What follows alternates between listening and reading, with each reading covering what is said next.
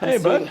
I'm still thrilled because we just watched it in the You morning. just saw it? Oh, 8 wow. o'clock in the morning. That's a way to wake up. Yeah, absolutely. It's absolutely. It's just like, oh, it's a new day, and bam, bam, bam. Oh, it's great. Right from the beginning. Yeah, yeah. It's a new level. So it's a pleasure to meet you. You so too, Dom. it's a final Wolverine movie just for you. And if you work on a character, an immortal character, for more than 20 years, and you have so many questions you asked all the time about life, being alive, and death, and so how much influence does those questions have for you?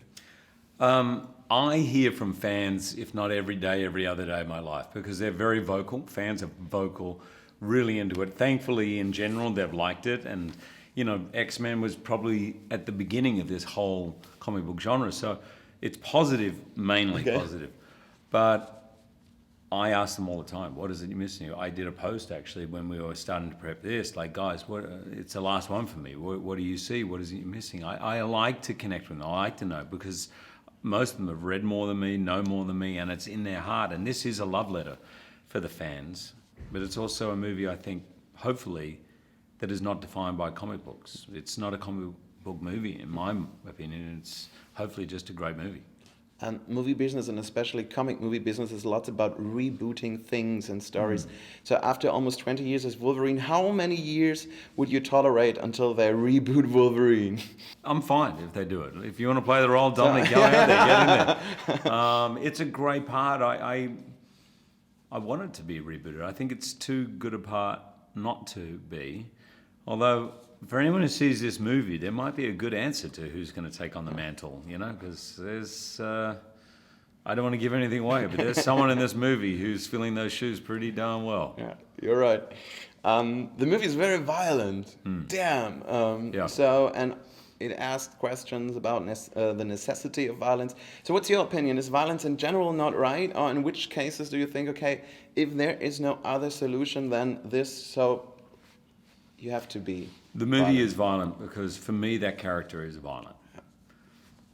Because of the war that's going on within him. So everything that happens outside, this is my belief, everything that you see, every way you act is a reflection of what's going on within. So on some level, everybody has to deal with violence. I'm not saying they're all going out getting a bar fight, but there's all many, many different forms of it. And it's got to do something about our inability to connect with our true selves, or to be intimate, or to be authentic. I'm not sure exactly the answer to that. It's a great question. But we ask those questions in this movie, and we don't shy away from the violence, because really this movie is not about the violence, it's about the effect of violence on this guy called Logan.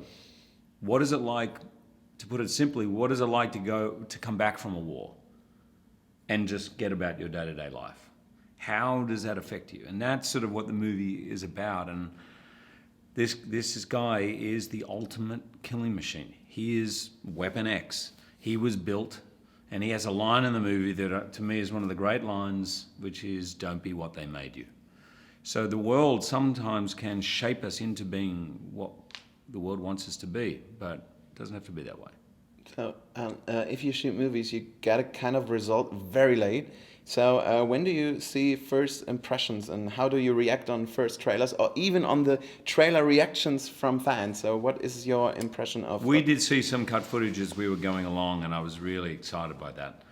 But when I saw the film for the first time, I was very nervous. Because no film I've done have I been as involved with as this.